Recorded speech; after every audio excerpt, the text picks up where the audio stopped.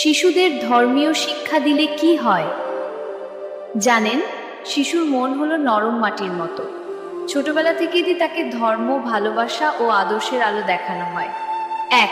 শিখবে সত্য ও মিথ্যার পার্থক্য। 2. দয়া, সংযম ও কৃতজ্ঞতার মূল্য। 3. ভয় নয়, বিবেকের আলোতে সঠিক পথ বেছে নেওয়া। মানে শুধুই পূজা বা মন্ত্র নয়, এটি সংস্কৃতি, শিকড় ও আত্মবিশ্বাসের পরিচয়। আজ শিশুর জীবনে যা বোনা হয় তা তার ভবিষ্যতের চরিত্র গড়ে। ছোটবেলা থেকে ধর্মীয় শিক্ষা দেওয়া মানে শুধু ধর্মের নিয়ম শেখা নয়, বরং জীবনের মূল্যবোধ ও নৈতিকতা করা। ছোটবেলা থেকে ধর্মীয় শিক্ষা দেওয়া মানে: নাম্বার 1, শিশুকে ভালো মানুষ বানানো। নাম্বার 2, মানসিক শক্তি ও স্থিরতা প্রদান। নাম্বার 3, প্রযুক্তি ও প্রলোভনের মাঝেও সুরক্ষা দেওয়া। শিশুর হাতে দেবেন গল্প, গীতা বা ছোট শ্লোক। ভয় নয়, ভালোবাসা আর আনন্দের সঙ্গে শেখান। একটি শিশুর জীবনে আজ বোনা ধ্যান, কাল তার জীবনের আলো।